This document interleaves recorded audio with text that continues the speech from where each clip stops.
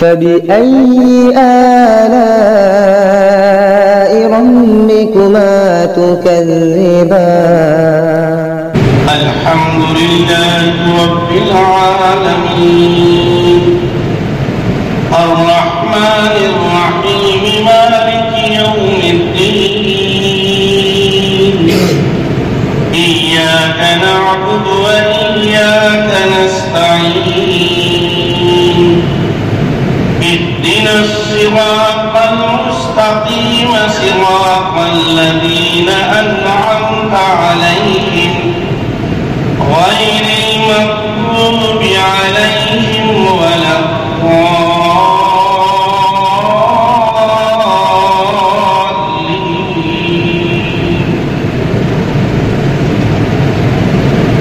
الرحمن علم القرآن خلق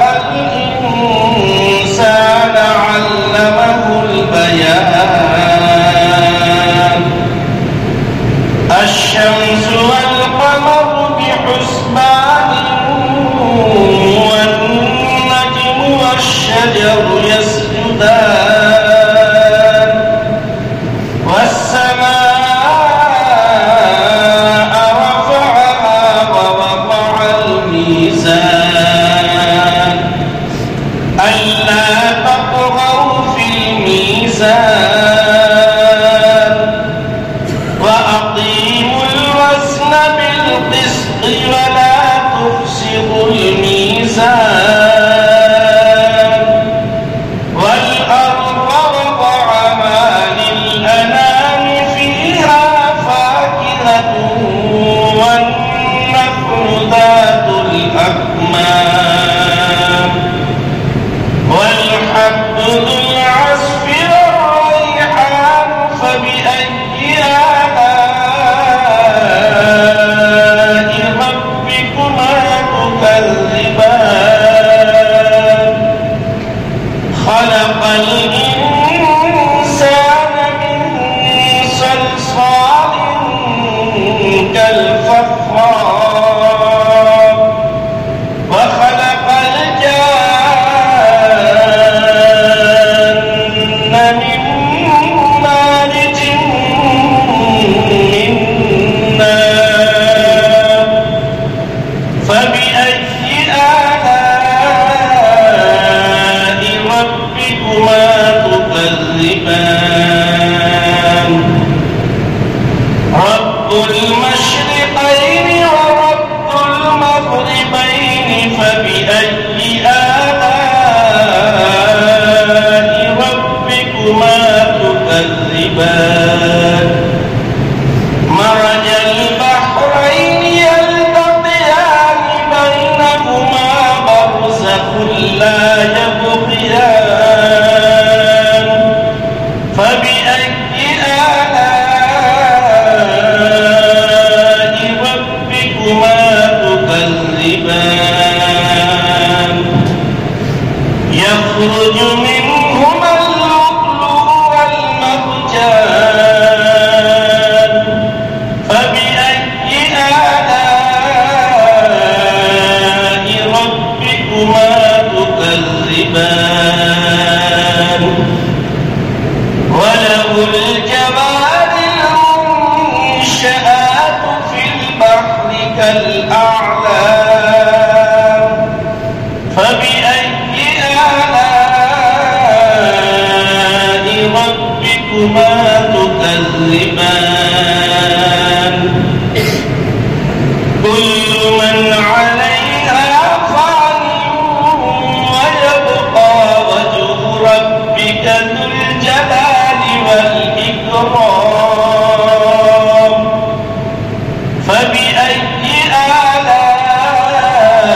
آلاء ربكما تكذبان يسأله من في السماوات والأرض كل يوم هو في شأن فبأي آلاء ربكما تكذبان سنفرغ لكم الثقلان فبأي آلاء ربكما تكذبان يا معشر الجن والإنس إن استطعتم أن تنفذوا من أقطار السماوات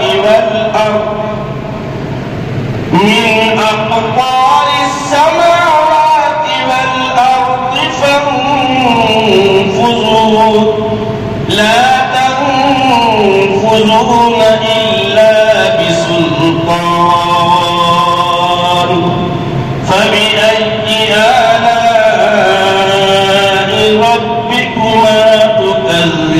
تكذبان يرسل عليكما شواظ من نار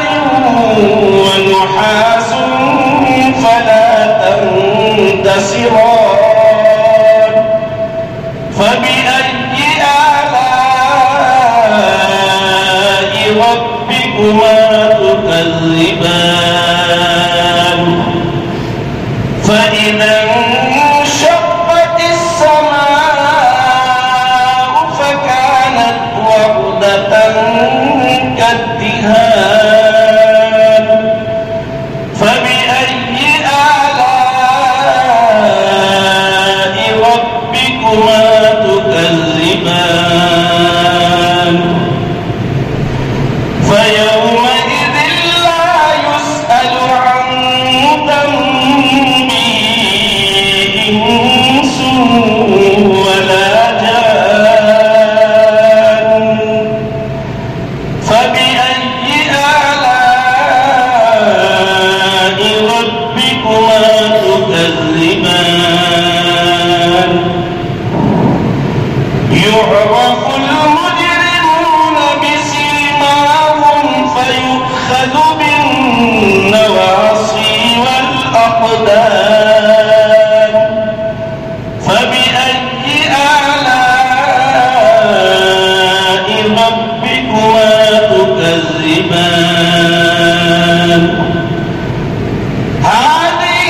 جهنم التي يكذب بها المجرمون يطوفون بينها وبين حميم آن